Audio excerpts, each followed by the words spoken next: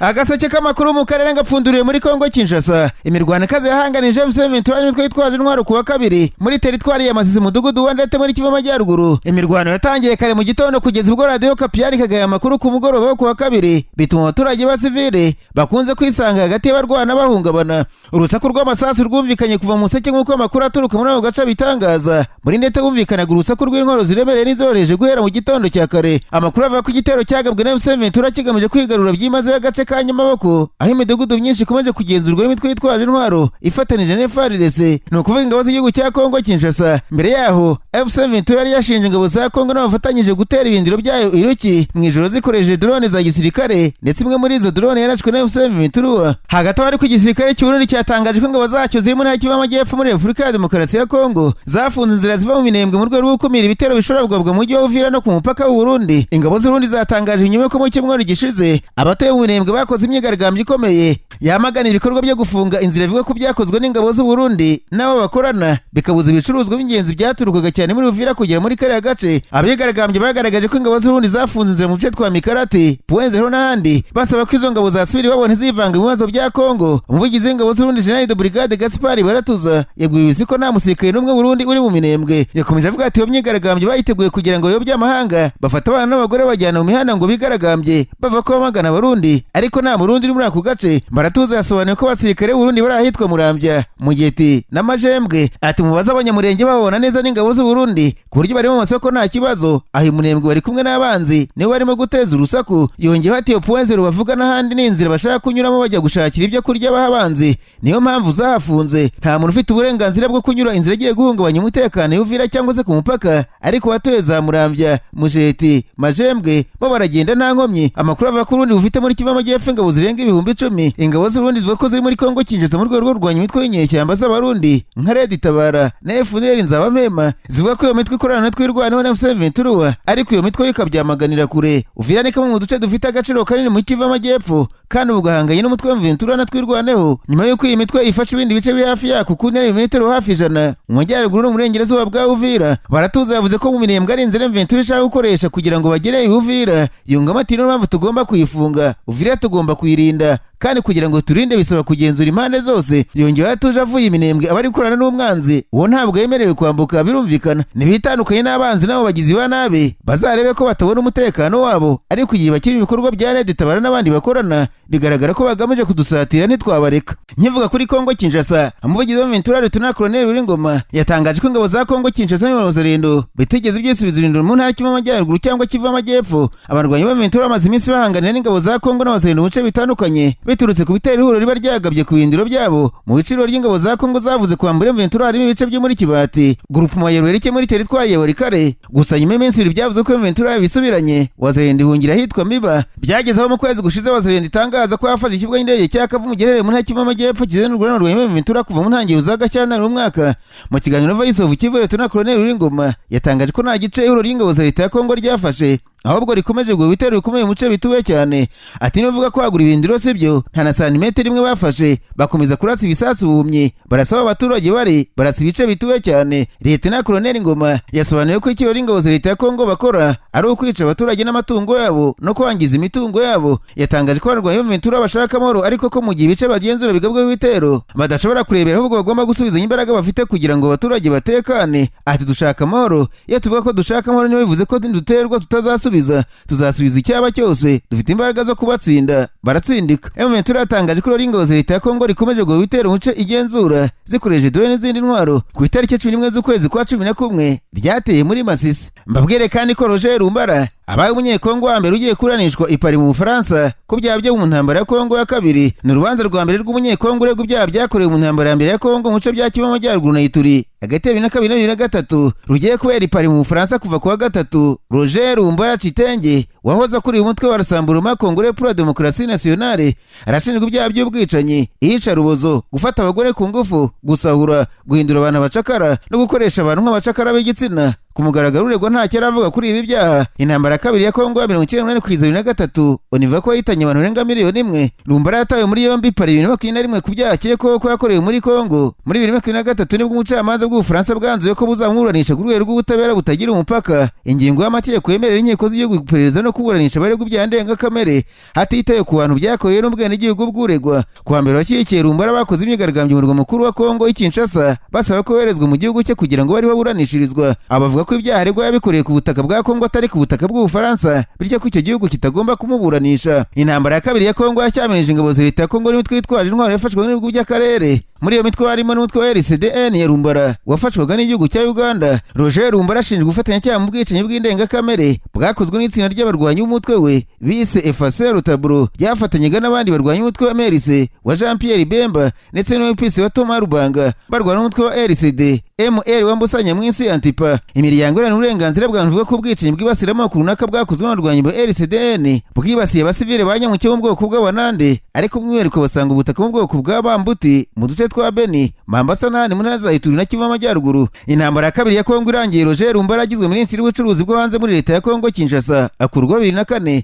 Yasubiye mu bikorwa bya gisirikare kandi aba n'umudepite uhagarariye intara ya Kasai nyuma umusenateri kugeza no 2013. Ishyirahamwe Human Rights Watch rivuga ko urubanza rwa Lumbara ari icyibutso cy'ukudana gukomeje muri Kongo mu byaha by'intambara byakomeje gukorwa mu myaka 30 ishize, rigasaba ko amahanga akomeza gushyiraho igitutu kugira ngo bakoze ibyaha muri Kongo bakurikiranwe. Roger Lumbara ni umunyekongo wa mbere ugiye kuburanishwa n'urukiko rwo mu Bufaransa ku byaha byibasiye inyoko muntu byakozwe mu ntambara ya kabiri ya Kongo, kandi n'umwe muri bahoze ari abategetsi ba Kongo bakurikiranwe kuri ibi byaha. Nirwo rubanza rwa mbere Ubufaransa bugiye kuburanisha ku ngingo y'ubutabera butagira umupaka ku byaha byakorewe muri Kongo Kinshasa, nk'uko bitangazwa n'ikigo kitegamiye kuri leta Trial International cyo mu Busuwisi. Intambara ya kabiri ya Kongo ni imwe mu ntambara zahitanye abantu benshi cyane mu mateka yavuye muri Afurika, onivuga ko barenga miliyoni imwe. Mu bw'iyi ntambara yaririmbanije harimo ibihugu nibura 9 bya Afurika n'imitwe irenga 25 yitwaje intwaro yirwanagamo. Itsinda rya ONU ryakoze iperereza nyuma y'iyi ntambara ryanzuye ko ubwicanyi bwa FACR Rutaburo bwakozwe n'abarwanyi ba RCDN n'abandi bwarimo ibikorwa by'indengakamere byo kwica abantu mu kivunge, kurya abantu, gusahura no gufata abagore ku ngufu nk'intwaro y'ubugome bukabije y'intambara. Abantu hafi 30 bazumvwa nk'abatangabuhamya mu rukiko rwa kuri rudasize rw'Ipari muri rubanza ruregwamo Lumbara,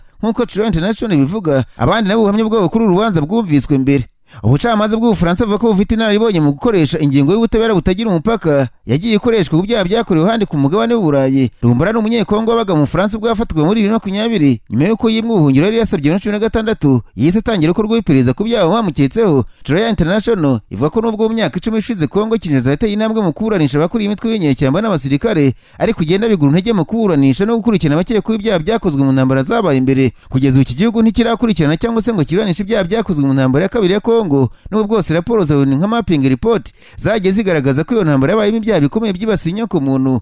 Ubucamanza bw'Ubufaransa bukaba bwarahisemo gutera intambwe bugakurikirana uwahoze ari umukuru w'umutwe w'inyeshyamba nyuma akaba umutegetsi muri guverinoma ya Kongo wari waragiye gusaba ubuhungiro muri icyo gihugu. Lumbara aramutse hamwe n'ibyaha aregwa ashobora gukatirwa igifungo cya burundu mu gihe urubanza rwo warigera indishyi rwaburanishwa ukwarwo. Nararanganije amaso ibinyamakuru byandikirwa muri Tanzania. Abanyamakuru bakize amakaramu ku mpapuro barandika. Banditswe ubucukumbuzi bw'ikinyamakuru Daily Nation cyo muri Kenya bwerekanye uburyo inzego z'umutekano za Tanzania zishe ku bushake abantu bataramenyekana umubare mu gihe cy'imyigaragambyo yakurikiye amatora. Ikinyamakuru gifatanije n'abahanga mu gusesengura amashusho n'amafoto cyavuze ko abapolisi n'abasirikare bambaye imyenda y'akazi abandi batambaye bikingaga ahantu bakamisha amasasu mu kivunge cy'abantu bigaragambyaga mu mpera z'ukwezi kwa 10 cyane cyane mu mujyi wa Dar es Salaam na Arusha. Ubwo abaturage bigaragambyaga mu matora ya perezida mu kwezi gushize, arabatekereza ko ari ibintu bisanzwe, ariko nyuma ngo byari imyigaragambyo byabaye ibindi. Muri Tanzania imivu y'amaraso iratemba. Imyigaragambyo ubwo yaririmbanije ubutegetsi bwa Tanzania bwakorewe internet bigora buri wese kumenya amakuru, ndetse abaturage bashyirwa mu rugo. Nyuma y'icyumweru internet yongeye kugaruka, amashusho y'imirambo imihanda yose yahise asakara ku mbuga nkoranyambaga, abantu berekanye amakuru babwirana uko byagenze. Abigaragambyaga bamaganaga imigendekere y'amatora y'igitugu muri Tanzania ku butegetsi bwa Perezida Samia Suluhu Hassan. Polisi ya Tanzania yatanze gasupa ku muntu wese watanga amashusho y'ibyabaye mu myigaragambyo, inabibutsa ko bihanishwa igihano cy'urupfu. Ikinyamakuru Daily Nation cyavuze ko nubwo amabwiriza yuzuye gutera ubwoba yatangajwe, ishami ryigenga rya Nation Forensic Unit ryaguye ku bimenyetso simusiga bihamya ubwicanyi ndengakamere bwakozwe n'abashinzwe umutekano bakindagura abasivile. Ikinyamakuru gihamya ko gifite amashusho cyagenzuye yerekana abantu imbaga baratswe n'abapolisi bambaye impuzankano n'abatambaye bari bambaye ibisanzwe mu mujyi wa Dar es Salaam. Umwe mu batanga amakuru ku gitekerezo ku rugo rwa X avuga ko abapolisi bagaragaye mu mashusho bari barahitwa Buza, kamwe mu duce twarimo imyigaragambyo ikaze mu mujyi wa Dar es Salaam, kandi hiciwe abantu batari munsi ya 30 mu kanya nk'ako guhumbya. Ubutegetsi bwa Tanzania y'abaperezida Samia Suluhu Hassan ndetse n'abashinzwe umutekano batangaje ko imyigaragambyo yashojwe n'abanyamahanga kuko nta munyatanzania warezwe gutya ngo n'abantu badashobora kwigaragambya. Icyo kinyamakuru cyavuze ko cyabonye amashusho afite gihamya yerekana abantu bari mu modoka yarandi kuruza bafite imbunda barasa mu muhanda ndetse bakarasa no mu ngo z'abantu. Imiryango irengera uburenganzira bwa muntu nayo yavuze ko abashinzwe umutekano bishe abantu bigaragambyaga bakanarenga bakajya kurasa abantu bari mu ngo zabo, aha naho ngo hari harunze imirambo y'abantu. Iki kinyamakuru cyavuze ko cyabonye imirambo myinshi y'abantu mu mihanda ya Tanzania kandi abenshi bafite ibikomere by'amasasu nk'ikimenyetso cy'uko barashwe n'abashinzwe umutekano. Imiryango irengera uburenganzira bwa muntu irenga 40 muri Afurika yasohoye itangazo rihuriweho yamagana ubwicanyi bwakorewe abaturage bigaragambyaga. Ishyaka Chadema rimwe mu yakomeye muri Tanzania rirwanya ubutegetsi riva ko yishwe abantu barenga 1000 babaye bake. Leta yakanuye umubare ariko ntitangaza umubare wabo yemera bishwe. Kugeza ubu nta rwego na rumwe rw'umutekano muri Tanzania yaba igisirikare cyangwa igipolisi cyangwa se urundi rwego rwaruzwe na leta gusa rwaherwa bazwa ubwicanyi bwakorewe abaturage bigaragambije kuva tariki 29 z'ukwezi kwa 10. Afrika yunze ubumwe na SADC bamaganye amatora ya perezida muri Tanzania bavuze ko atakurikije indangagaciro n'imwe ya demokarasi, ariko perezida watoye Samia Suluhu Hassan we yavuze ko buri wese afite uburenganzira bwo kunenga uko abyumva, ariko we yemera ko yabaye meza ndetse cyane uretse abayita abanyamahanga bayavangiye bakigaragambya. Akanama kabone gashinzwe umutekano kuwa kabiri kavuze ko kwizera ko nibura abantu barirwa mu magana bishwe mu myigaragambyo yakurikiye amatora muri Tanzania. Icyakora bwa mbere Loni yavuze ko hashobora kuba harapfuye abantu babarirwa nibura mu 10. Ninyabeje muri Kenya abanyamakuru bicaye imbere ya mudasobwa barandika banzi ko perezida William Ruto ngo yaba yaciye umuvuno mushya muri politiki ya Kenya akaba ashaka kwiyegereza bubi na bwiza ishyaka ODM rya nyakwigendera Raila Odinga. Ikinyamakuru Daily Nation cyavuze ko umukuru w'igihugu yatangaje ko azitabira isabukuru y'imyaka 20 y'ishyaka guhera ku itariki 13 kugeza 13 mu kwezi kwa 11. Kuba perezida Ruto yemeye kujya i Mombasa kwizihiza yubile y'iri shyaka ngo biraca amarenga ko ari guharura inzira imujyana neza muri manda ya kabiri mu matora ari imbere 2027. Uretse perezida Ruto watumiye muri uyu muhango ukomeye muri iri shyaka rikomeye mu yarwanya ubutegetsi bwa Kenya, amakuru ava ko barimo n'Uhuru Kenyatta wari perezida batumiye kandi nawe ngo azitabira uyu muhango. Kalonzo Musyoka bashobora kuba yaranze kwitabira ko ikinyamakuru Daily Nation kimusubiramo kivuga ko hamya ko Raila Odinga yari yaramutumiye muri iyi sabukuru y'imyaka 20 ariko ngo ntazajyayo. Uyu wabaye nomero ya 2 mu butegetsi bwa Kenya aravuga ati sinzajyayo ariko ndabifuriza umunsi mukuru mwiza n'abayeho nshyigikira Raila Odinga ariko ubwo sinzajyayo. Bwana Musyoka arimo perezida Ruto yoga runono agamije kumwegereza ngo azamushyigikire mu matora ari imbere nubwo bitaracamo neza. Dr. Oburu Odinga umuvandimwe wa nyakwigendera Raila Odinga wasigaranye ubuyobozi bw'ishyaka ODM by'agateganyo avuga ko uyu munsi bazatekereza mu cyerekezo gishya mu rupfu rwa Raila Odinga ndetse n'ahazaza h'igihugu. Uyu munsi uzizihirizwa i Mombasa muri Kenya. Amakuru avuga ko nyuma y'urupfu rwa Raila Odinga hari impaka kumenya uzaba perezida w'iri shyaka rihora rishaka ubutegetsi bukuru bw'igihugu. Iri shyaka ryavuze ko ryajyanye isabukuru mu mujyi wa Mombasa nk'ikimenyetso cyo kongera kwibuka aho bavuye kuko ariho ryashingiwe no kugaragariza Rwanda kuri ishyaka ari iryabo bakwiye kurishyigikira. Ishyaka ODM ku ngoma y'Odinga ryari amasezerano yo gukorana na perezida William Ruto mu cyiswe guverinoma ihuriweho irimo abanyamuryango baryo. Aba makuru aravuga ko perezida Ruto yabashaka ko rimujye inyuma mu matora nubwo arabona ko bizasaba ko ryemerera umwanya wa vice perezida kandi ugahabwa umuntu wo mu muryango Raila Odinga yaba umugore we cyangwa se umwana we. Nubwo yisabukuru basa n'abayigira igikorwa kitari cya politiki, abarebera hafi ibera muri Kenya bavuze ko ari umwanya wo kwisuzuma bagafata icyemezo mu matora ari imbere 2027 yaba gushyigikira William Ruto cyangwa se kuzahangana ukwaryo cyangwa se kwisunga abandi banyapolitiki. Agaseke k'amakuru mu karere ngafunikire muri Uganda abanyamakuru bakojeje ba muri no barandika banditse ko vice ministre w'intebe wa mbere muri Uganda Madame Leko Kadaga yasabye abaturage babusoboka kwirinda uburyarya mu matora niba bemerera umunyapolitiki wamaje ko bazamutora bakamutora baba batazamutora bakamubwiza ukuri akavaze ko batazamutora. Madame Kadaga werutse kubura amajwi ku mwanya wa vice president mu ishyaka NRM yavuze ko arambiwe bene uburyarya uko mu kwiyamamaza kwe akunze kwereka urugwiro nyamara ku munsi nyirizina w'itora amajwi kabura avuga ko bene imbwi bidakwiriye baba bakwiye kubwira uwiyamamaza ukuri niba bari kumwe cyangwa se batari kumwe. Nibwo Kadaga waza ari perezida w'inteko ishinga amategeko ya Uganda yari muri iyi ntara yamamaza umukandida w'ishyaka NRM perezida Museveni asaba abasohoka bose kuzatora abakandida bose ba NRM mu nyungu z'iri shyaka. Ubwo ari mu karere ka Bugweri yasabye abaturage kuzatora ishyaka naryo rikazabubakira inganda ubwo amatora azaba yarangiye. Amatora ya perezida muri Uganda n'abadepite azaba mu kwezi kwa mbere umwaka utaha. Perezida Museveni umaze imyaka hafi 40 ku butegetsi azabashaka indi manda ajya anyuzamo agatebya ko ariyo ya nyuma. Gusa abanya-Uganda bavuga ko batabyemera batyo kuko kuva yafata ubutegetsi yakunze kuvuga ko ari manda ya nyuma imyaka 39 atararekura. Naho komisiyo y'amatora muri Uganda yatangaje ko imyanya 253 yo mu nteko ishinga amategeko y'iki gihugu irimo ihatanirwa n'abakandida 2025. Ibi ni ibyatangajwe n'umuvugizi wungirije wa komisiyo y'amatora Paul Bukenya buvuze ko hari abakandida 597 bahatana imyanya 25,505 mu gihugu cyose mu myanya izatorerwa. Mu mpera za Nzeri uyu mwaka nibwo muri Uganda hatangiye ibikorwa byo kwiyamamaza mu matora ya perezida. Abarwanashyaka b'ishyaka NUP rya Bobi Wine hamwe n'abandi barishyigikiye bakunze gusakirana n'inzego z'umutekano ndetse bamwe bagatabwa muri yombi.